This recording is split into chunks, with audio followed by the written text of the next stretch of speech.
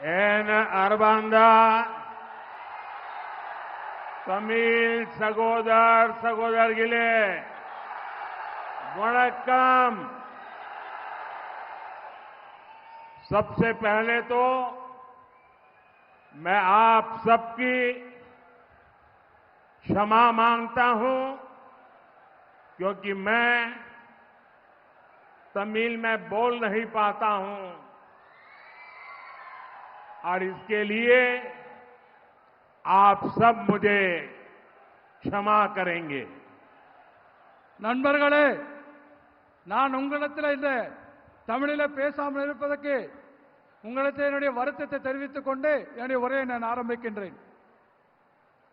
दूसरा, 14 अप्रैल को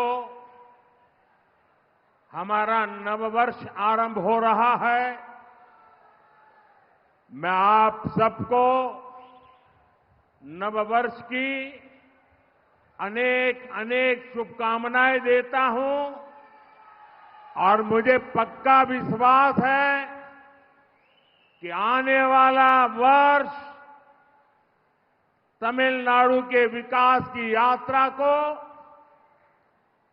और मजबूत बनाएगा और ये चुनाव उसमें आपका उत्साह उमंग नई ताकत भर देगा। நண்பர்களே, இந்த 2024ஆம் ஆண்டு வர இருக்கின்ற தமிழ் புத்தாண்டு தினத்திற்கு என்னுடைய வாழ்த்துக்களை உங்கள் அத்தனை பேருக்கும் நான் தெரிவித்துக் கொள்கிறேன்।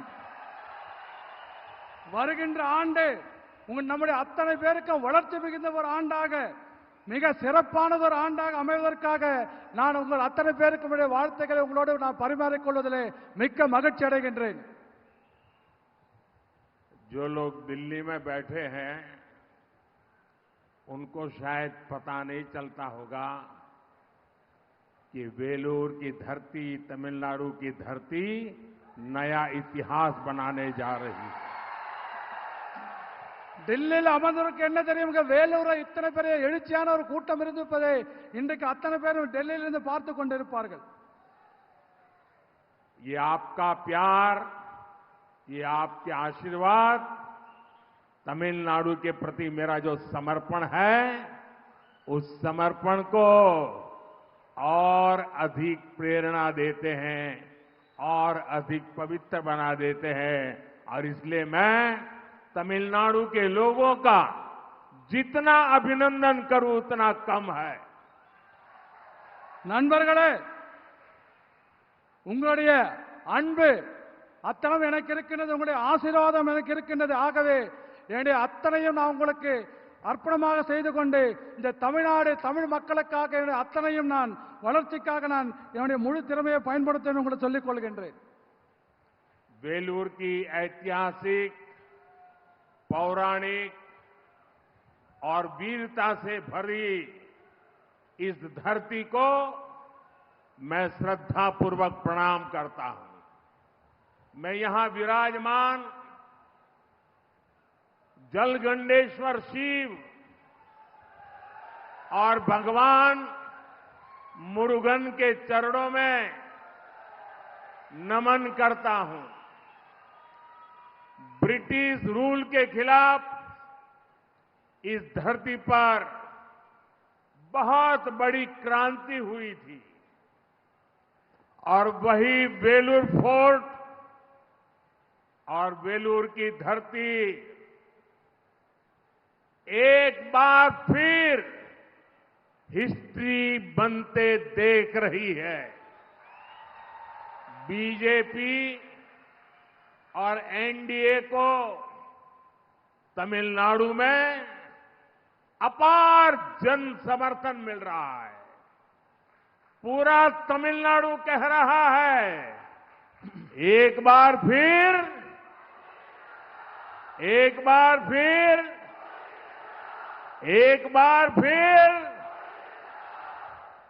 நண்பர்களே, இந்த வரலாற்று சிறப்புமிக்க இந்த மிக பழமையான இந்த வேலூர் நகரத்திலே, அதுவும் துணிச்சலுக்கு பெயர் போன, வீரத்திற்கு பெயர் போன இந்த வேலூர் நகரத்திலே நான் தலைவணங்கி உங்கள் அத்தனை பேருக்கு வணக்கத்தை தெரிவித்துக் கொள்கின்றேன்। இங்கே அருள் பாலித்துக் கொண்டிருக்கின்ற ஜலகண்டேஸ்வர சிவனை வணங்கி முருகப்பெருமானை கடவுள் முருகப்பெருமானை வணங்கி அவர் பாதங்களை தொட்டு நான் மீண்டும் ஒருவர் எனது வணக்கங்களை தெரிவித்துக் கொள்கிறேன். இந்த வேலூர் ஆங்கிலேயருக்கு ஆட்சிக்கு எதிராக இந்த மண்ணிலே மிகப்பெரிய புரட்சி இங்கே ஏற்பட்டுள்ளது, ஏற்கனவே நடந்திருக்கிறது. அதே போல இந்த வேலூர் கோட்டையும் இந்த வேலூர் மண்ணும் மீண்டும் ஒரு வரலாற்று நிகழ்வை காணப் போகிறேன் என்பதை நான் இந்த நேரத்தில் தெரிவித்துக் கொள்கிறேன். தமிழகத்தில் பாரதிய ஜனதா கட்சிக்கும் தேசிய ஜனதா கூட்டணிக்கும் மக்கள் ஆதரவு பெருகி வந்து கொண்டிருக்கின்றது. ஆகவே ஒட்டுமொத்த தமிழகம் இன்றைக்கு சொல்லிக் கொண்டிருக்கிறது, மீண்டும் மோடி அரசு, மீண்டும் மோடி அரசு, மீண்டும். साथियों, हमें मिलकर इस 21st सेंचुरी में अपने भारत को, अपने तमिलनाडु को विकसित बनाना है। बीते 10 वर्षों में एनडीए की सेंट्रल गवर्नमेंट ने डेवलप भारत की फाउंडेशन तैयार की है। आपको याद होगा 2014 के पहले भारत को कैसी नजर से देखा जाता था। हमारी इकोनॉमी वीक थी, देश में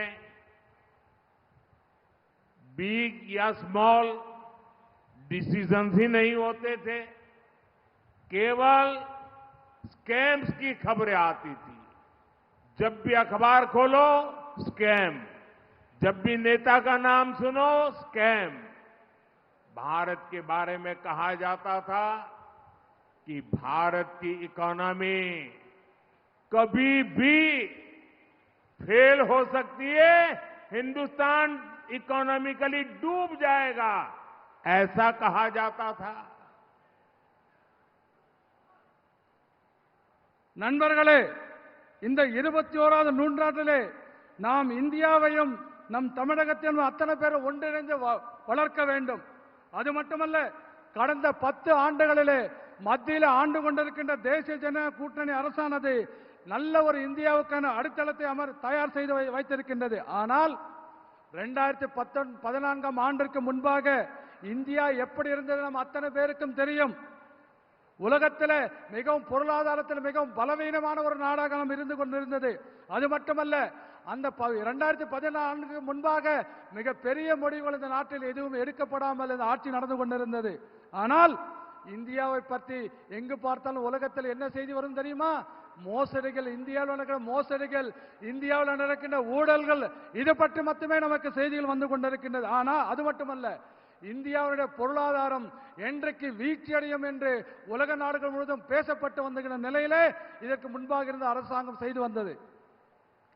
वही भारत आज दुनिया की एक ताकत बनकर के उभर रहा है और मुझे खुशी है कि इसमें तमिलनाडु की बड़ी भूमिका रही है। भारत को स्पेस सेक्टर में आगे ले जाने में तमिलनाडु का बहुत बड़ा कंट्रीब्यूशन रहा है। भारत को मैन्युफैक्चरिंग में आगे ले जाने में तमिलनाडु का हार्ड वर्क रहा है। मुझे विश्वास है तमिलनाडु में बन रहा डिफेंस कॉरिडोर इस राज्य को नई ऊंचाई पर ले जाएगा। तमिलनाडु के युवाओं के टैलेंट ने भारत के इकोसिस्टम को भी मजबूती दी है। இந்தியா இன்றைக்கு உலகத்தில் வல்லரசாக மாறி வந்து கொண்டிருக்கின்றது. அது மட்டுமல்ல, மேலும் தமிழகம் இதற்காக வல்லரசாக மாறுவதிலே தமிழகத்தின் பங்கு மிகப்பெரிய பங்காக இருப்பது எனக்கு பெரிய மகிழ்ச்சி அளிக்கின்றது. விண்வெளி துறையிலே இந்தியாவை முன்னெடுத்துக் கொண்டு செல்வதிலே தமிழகம் மிகப்பெரிய பங்கை வகித்து வந்து கொண்டிருக்கின்றது.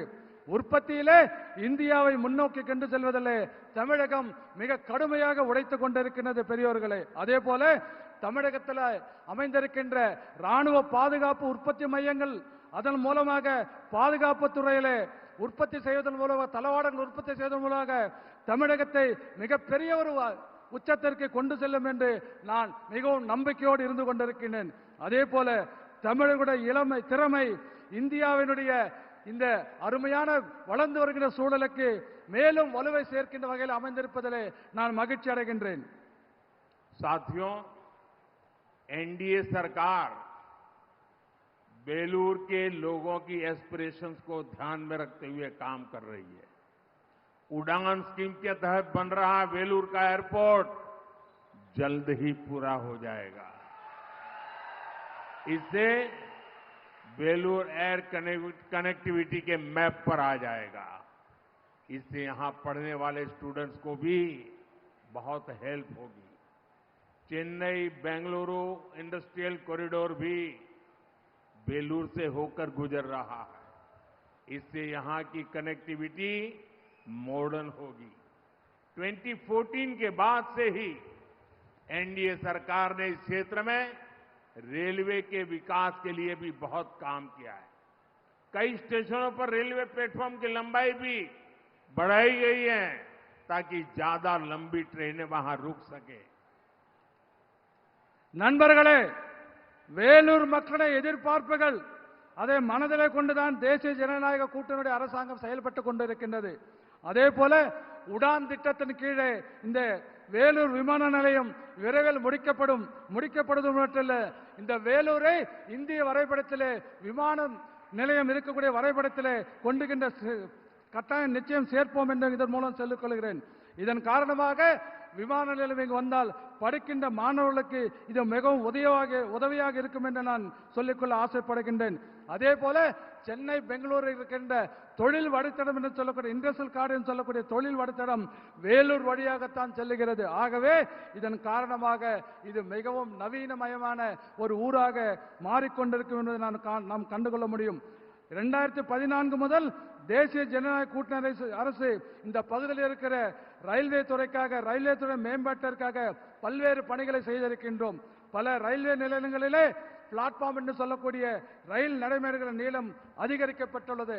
ஆகவே அதிதூர ரயில் வண்டிகள் இங்கே நிற்பதற்கு அது ஏதுவாக இருந்து கொண்டிருக்கின்றது.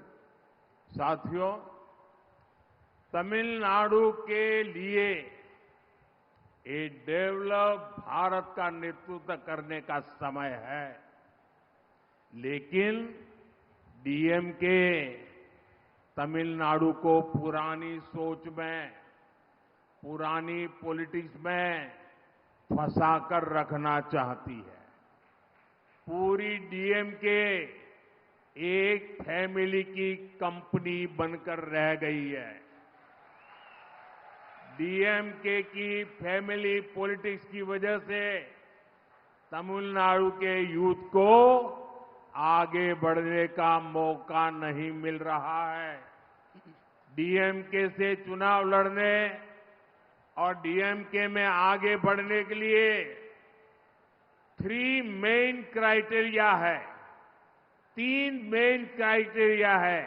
First, family politics. Second, corruption. Third, anti Tamil culture. நண்பர்களே, வளர்ந்த இந்தியாவை வழிநடத்தும் தமிழகம் வழிநடத்தக்கூடிய ஒரு நேரம் இது. ஆனால் தமிழகத்தைச் சேர்ந்த திராவிட முன்னேற்ற கழகம் இன்னும் பழைய சிந்தனையில் இருந்து கொண்டிருக்கிறது மட்டுமல்ல, பழைய அரசியலை செய்து இதிலே நம் அத்தனை பேரும் இதிலே சிக்க வைக்க முயற்சி செய்து கொண்டிருக்கின்றது. ஒட்டுமொத்த திராவிட முன்னேற்ற திமுகவும் திமுக குடும்ப சொத்தாக நிறுவனமாக அது மாறிவிட்டது என்பதை நாம் புரிந்து கொள்ள வேண்டும். திமுகவுடைய குடும்ப அரசியல் காரணமாக தமிழக இளைஞர்கள் முன்னேற முடியாமல் இங்கே வாய்ப்பே இல்லை, முன்னேறதுக்கு வாய்ப்பே இல்லை என்பதை நான் சொல்லிக் கொள்கின்றேன். அதே போல திராவிட முன்னேற்ற கழகம் திமுக இருந்து நீங்கள் தேர்தலில் போட்டி போடணும்னு சொன்னா அதுல 3 விஷயம் திமுகவில் முக்கியமா வச்சிருக்காங்க. ஒன்னு, நீங்க மிகப்பெரிய குடும்பத்திலிருந்து வந்திருக்க அரசியல் குடும்பத்திலிருந்து வந்திருக்கணும். 2வது, ஊழல் பண்ணணும். ஊழல் தான் மிகப்பெரிய அளவுகோல் உங்களுக்கு தெரிஞ்சிருக்கணும். அடுத்து 2வது. 3வது, தமிழை கலாச்சாரத்தை எதிர்க்க வேண்டும். இது 3ஐயும் வைத்துக் கொண்டு திராவிட முன்னேற்ற கழகம் தமிழகத்தை பின்னோக்கி அழைத்து சென்று கொண்டிருக்கிறது. करप्शन पर तो डीएमके ने पहला कॉपीराइट करवाया हुआ है। पूरी फैमिली मिलकर तमिलनाडु को लूटने का काम कर रही है। अभी खुलासा हुआ है कि सैंड स्मगलर्स ने 2 इयर्स में तमिलनाडु का 4600 करोड़ रुपीस का लॉस किया है।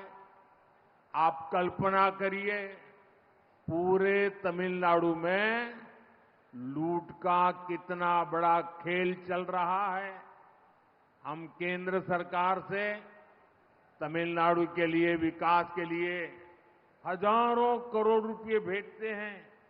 ये पैसा भी डीएमके के करप्शन की भेंट चढ़ जाता है।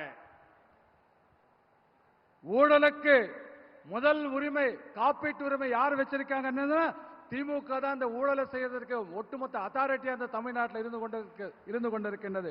அதே போல ஒட்டுமொத்த குடும்பமும் சேர்ந்து தமிழகத்தை கொள்ளையடிக்கிறத எந்த வேலையும் செய்யறதில்ல. வெறும் கொள்ளையடிக்கிறத மட்டுமே தமிழ்நாட்டில் திமுக குடும்பம் செய்து கொண்டிருக்கிறது. கடந்த 2 வருஷத்துல மணல் கொள்ளைக்காரர்கள் மட்டும் கிட்டத்தட்ட 4600 கோடி ரூபாய்க்கு இழப்பு ஏற்படுகிற வகையில மணல் இங்கே கொள்ளையடிக்கப்பட்டிருக்கின்றது. அப்படி பார்த்தா கொஞ்சம் கற்பனை பண்ணி பாருங்க, தமிழ்நாடு முழுவதும் எந்த அளவுக்கு இந்த கொள்ளையடிக்கின்ற விளையாட்டு சர்வ சாதாரணமாக நடந்து கொண்டிருப்பதை நாம கொஞ்சம் கற்பனை செய்து பார்க்க வேண்டும். அதே போல தமிழகத்துடைய வளர்ச்சிக்காக ஆயிரக்கணக்கான கோடி ரூபாய்களை மத்திய அரசாங்கத்தை நாம் இங்க அனுப்பிச்சிட்டு இருக்கோம். ஆனா அதை திமுக தன்னுடைய ஊழலுக்காக பயன்படுத்திக் கொண்டு முழுவதுமாக ஊழல் செய்து அதை கழிவறம் செய்து கொண்டிருக்கின்றது. डीएमके ने तमिलनाडु और देश के भविष्य, हमारे छोटे छोटे बच्चों को नहीं छोड़ा है। स्कूल तक ड्रग्स कारोबार का शिकार हो गए हैं। इन ड्रग्स माफियाओं को किसका संरक्षण हासिल है?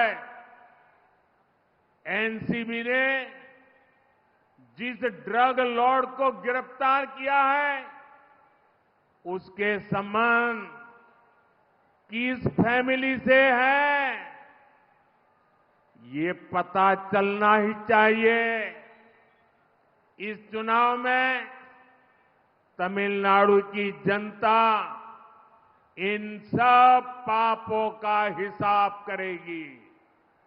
அது மட்டுமல்ல, தமிழகத்துடைய எதிர்காலம், நாட்டுடைய எதிர்காலம் இது மட்டும் பாழடிக்கவில்லை. சின்ன சின்ன குழந்தைகள், தமிழ்நாட்டுக்கு சின்ன குழந்தைகளை கூட திமுகவில் காப்பாற்ற முடியவில்லை. காரணம், பள்ளிக்கூடங்களில் இன்னைக்கு போதைப் பொருட்கள் மிக வியாபார கூடமாக இன்றைக்கு பள்ளிக்கூடங்களில் போதைப் பொருள் விற்கப்பட்டு வந்து கொண்டிருக்கின்றது. அது மட்டுமல்ல, இந்த போதை மாஃபியாக்கள், இந்த கும்பல், போதை கடத்துகின்ற கும்பல், இதுக்கு யார் பாதுகாப்பு கொடுக்கறாங்க, யாருடைய பாதுகாப்புல இருக்குன்னு தெரியுமா உங்களுக்கு? என்சிபியால கைது செய்யப்பட்ட இந்த போதைப் பொருள் கள்ளக்கடத்தல் தலைவன் எந்த குடும்பத்தோடு தொடர்பு இருக்கான்னு உங்களுக்கு தெரியுமா? ஆகவே இந்த பாவங்கள் அத்தனைக்கும் வருகின்ற தேர்தலில் மக்கள் தக்க பாடம் புகட்டுவார்கள் என்று நான் உறுதியோடு சொல்லுகின்றேன். साथियों, डीएमके पार्टी की पॉलिटिक्स का मुख्य आधार है डिवाइड, डिवाइड और डिवाइड. ये पार्टी देश के लोगों को भाषा के नाम पर लड़ाती है, क्षेत्र के नाम पर लड़ाती है, धर्म और जाति के नाम पर लड़ाती है. डीएमके को पता है कि जिस दिन लोग डिवाइड एंड रूल की पॉलिटिक्स समझ गए, ये डीएमके को एक वोट नहीं मिलेगा, एक वोट. इसलिए ये लोग को आपस में लड़ाते हैं. मैंने भी ठान लिया है कि डीएमके की इस दशकों पुरानी खतरनाक पॉलिटिक्स को एक्सपोज करके ही रहूंगा. நண்பர்களே, திமுகவோட முக்கியமான அரசியல் குறிக்கோள் என்ன தெரியுமா? பிரித்து ஆளு, மக்களை பிரித்து வைக்க வேண்டும், மக்களை பிரித்து கொண்டே இருக்க வேண்டும். இதுதான் அவருடைய கொள்கையாக நோக்கமாக இருந்து கொண்டிருக்கிறது. இந்த தமிழ்நாட்டுடைய மக்களை மொழியின் பெயராலே பிரித்துக் கொண்டிருக்கிறார்கள். தமிழ்நாடு மக்களை பிராந்தியத்தை உணர்வின் பெயராலே பிரித்துக் கொண்டிருக்கிறார்கள். அதே போல மதத்தின் பெயரால் பிரிவினை செய்து கொண்டிருக்கிறார்கள். ஜாதியின் பெயராலே ஒருத்தருக்கு சண்டை போட்டுக் கொள்வதற்காக திராவிட முன்னேற்ற கழகத்துடைய கட்சி இங்கே வேலை செய்து கொண்டிருக்கிறது. ஆனா ஒரு விஷயம் திமுகவுக்கு தெரியும், என்றைக்கு இந்த பிரித்தாளுகின்ற சூழ்ச்சி மக்களுக்கு, தமிழக மக்களுக்கு புரிந்து கொள்கிறாரோ அன்றைக்கு அவங்க செல்லா காசு ஆகிடுவாங்கன்னு திமுகவுக்கு தெரியும். அதனால்தான் மக்களை உங்களுக்குள்ள நமக்குள்ள சண்டை மூட்டி சண்டை போட்டுக் கொண்டிருந்தால் அவங்க அதுல குளிர்காய நினைக்கிறார்கள் என்பதை நாம் புரிந்து கொள்ள வேண்டும். ஒரு விஷயம் நான் உறுதியோடு சொல்லிக் கொள்கிறேன், திமுக இந்த 50 ஆண்டு காலமாக என்னவெல்லாம் இந்த ஊழல்களை ஒரு மோசமான ஆபத்தான அரசியல் செய்து கொண்டிருக்கிறதோ அதை நான் தொடர்ந்து அம்பலப்படுத்துவதிலே நான் என்றைக்கும் உறுதியோடு இருந்து கொண்டிருக்கிறேன் என்பதை நான் சொல்லிக் கொள்கின்றேன். काशी तमिल संगमम हो, सौराष्ट्र तमिल संगम हो,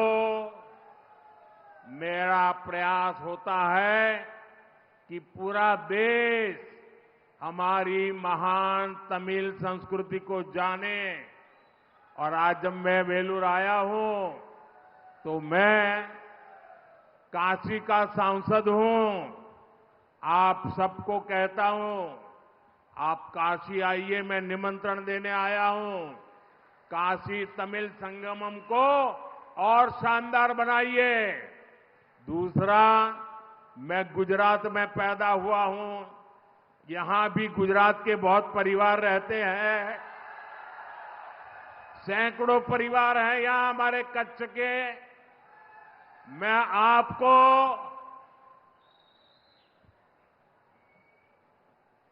सौराष्ट्र तमिल संगम के लिए भी एक गुजराती के नाते निमंत्रण देता हूं। और जो यहां सौराष्ट्री तमिल है वो अपने गांव आए, अपनी कुलदेवता को दर्शन करे, ये हमेशा मेरा आपको निमंत्रण है। मैं यूनाइटेड नेशंस में तमिल भाषा में बोलने का प्रयास करता हूं ताकि पूरी दुनिया को पता चले कि हमारी तमिल विश्व की सबसे प्राचीन भाषा है। मेरे इन प्रयासों के बीच डीएमके की सच्चाई क्या है?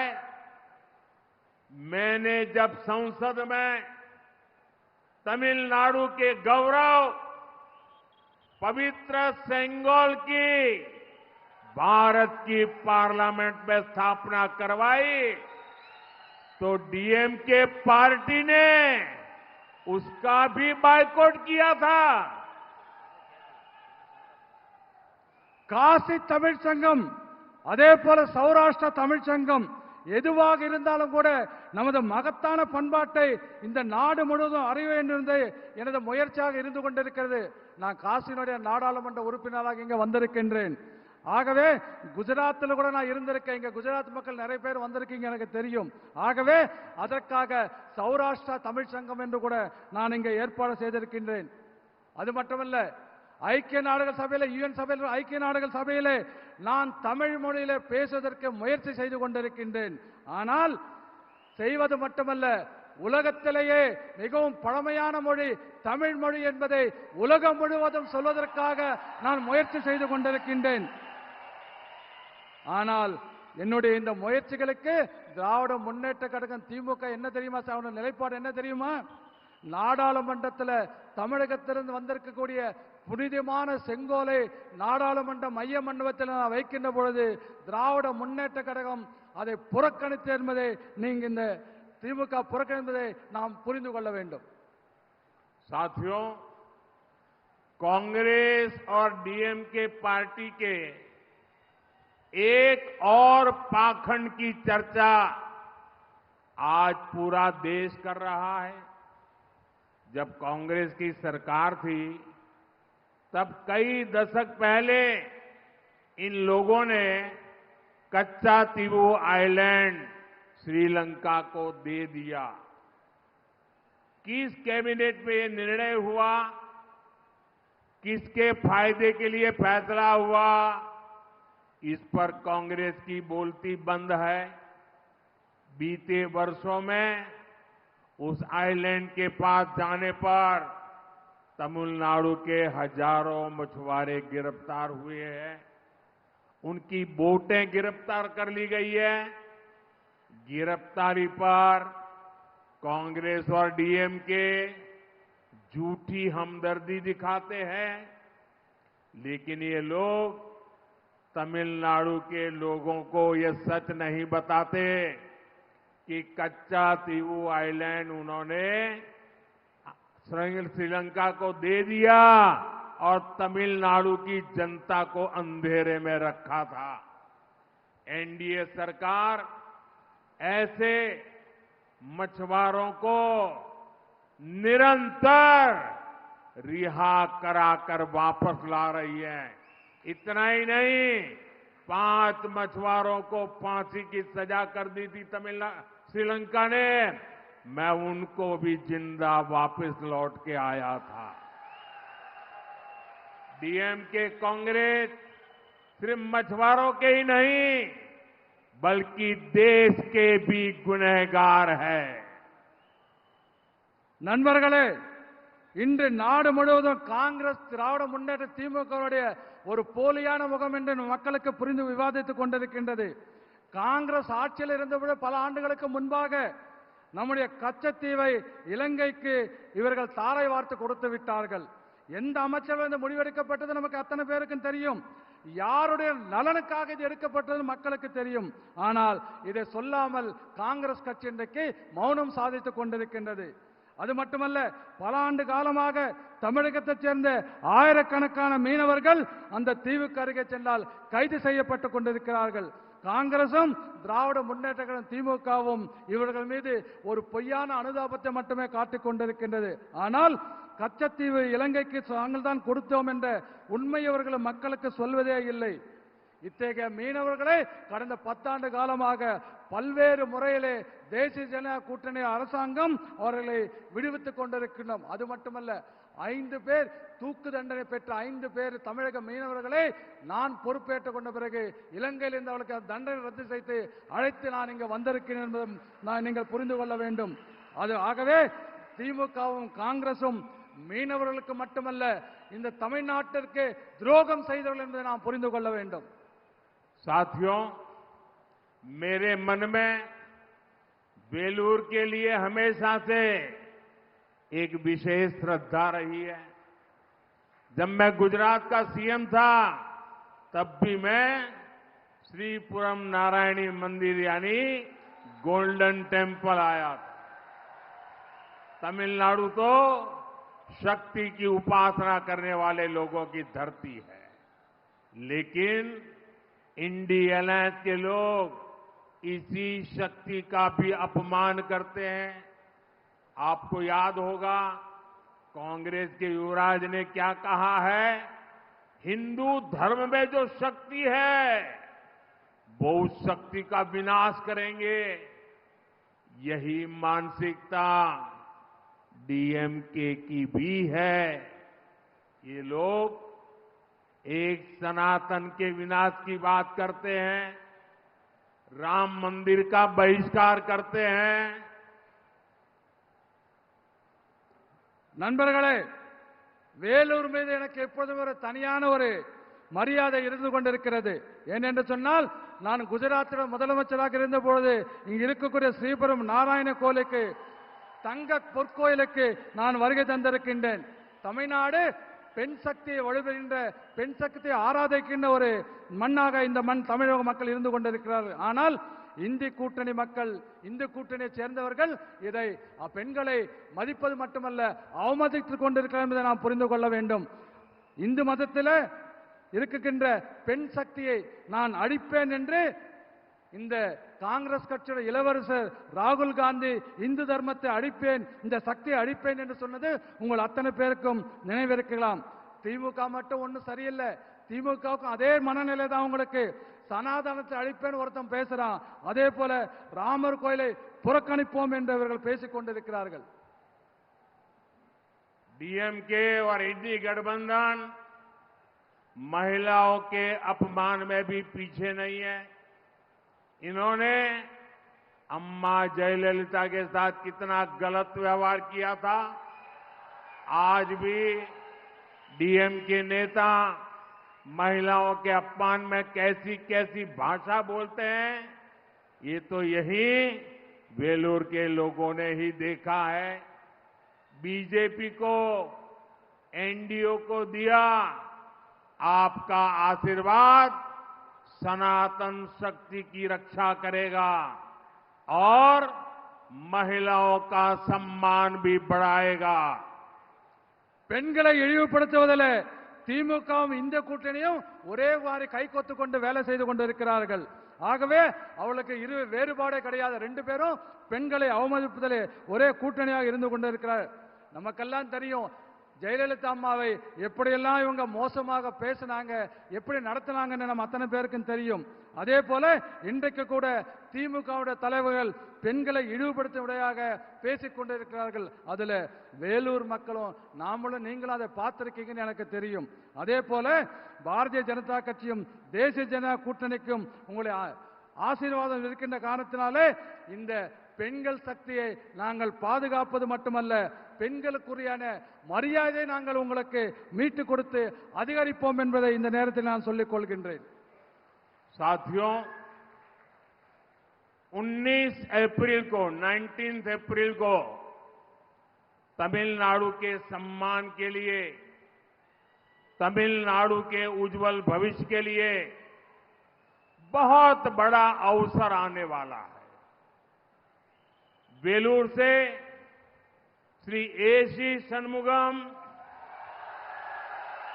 धर्मपुरी से श्रीमती सौम्या अम्बुमणि, कृष्णागिरी से श्री सी नरसिम्हन, अरक्कोणम से श्री के बालू,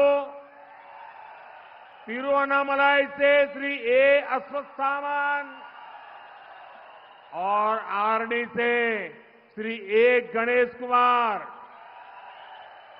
ये आपके सपनों और आकांक्षाओं के लिए काम करेंगे।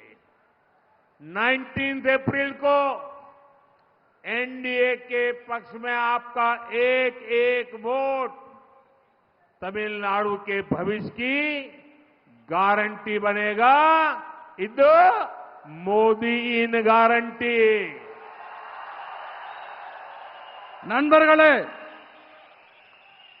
நண்பர்களே, வருகின்ற ஏப்ரல் 19ஆம் தேதி தமிழகத்துடைய மானத்தை காப்பாற்றுவதற்கும் தமிழகத்துடைய எதிர்காலத்தை நாம் காப்பதற்கும் நமக்கு அருமையான ஒரு வாய்ப்பு வந்திருக்கின்றது. வேலூரை சேர்ந்த திரு ஏசி சண்முகம் அவர்கள், தருமபுரியிலே நம்முடைய திருமதி சௌமியா அன்புமணி அவர்கள், கிருஷ்ணகிரியிலே நம்முடைய மரியாதைக்குரிய நரசிம்மன் அவர்கள், அரக்கோண பாராளுமன்ற தொகுதியிலே நமது கே பாலு அவர்கள், அதே போல திருவண்ணாமலையிலே நமது ஏ அஸ்வத்தாமன் அவர்கள் மற்றும் ஆரணிலிருந்து நம்முடைய கணேஷ்குமார் அவர்கள் இவர்கள் எல்லாம் போட்டியிடுகிறார்கள்.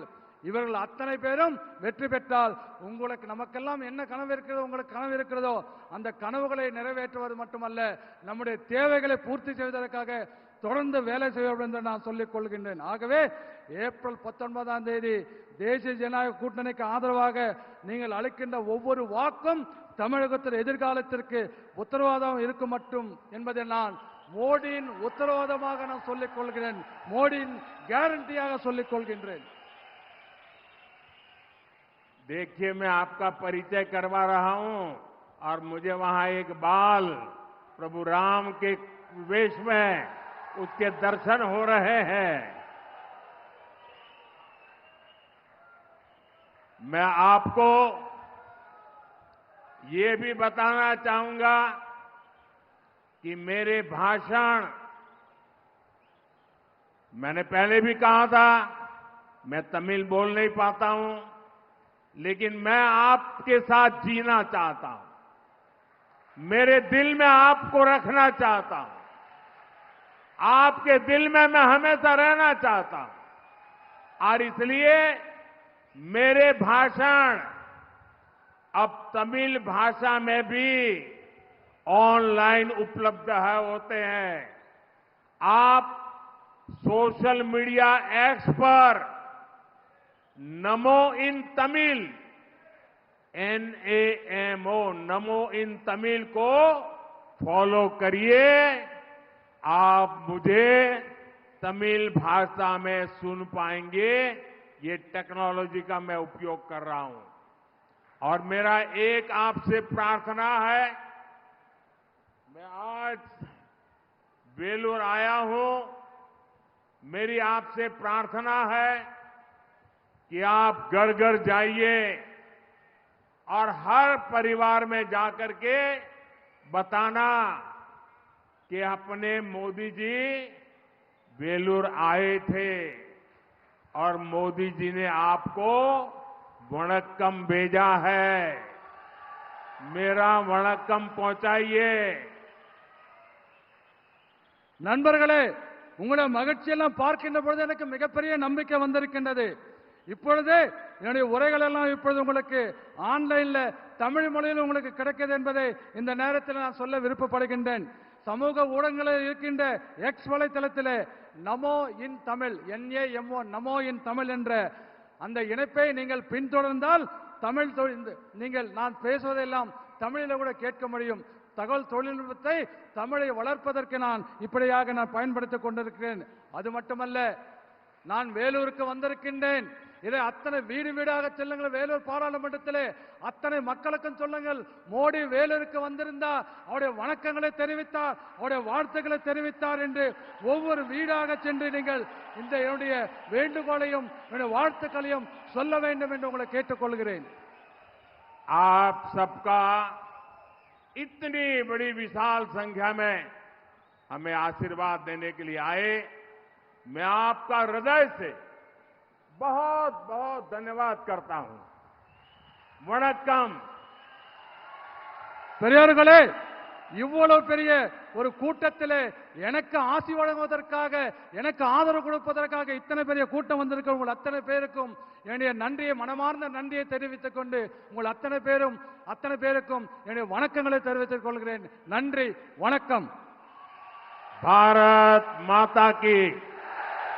पूरी ताकत से बोलिए, भारत माता की। எல்லாரும் ரெண்டு கையெழுத்து. பாரத் भारत माता की ஜெய். भारत माता की ஜெய். वंदे वंदे वंदे மாதரம். वंदे மாதரம். वंदे மாதரம். वंदे மாதரம். वंदे மாதரம். वंदे மாதரம். वंदे மாதரம்.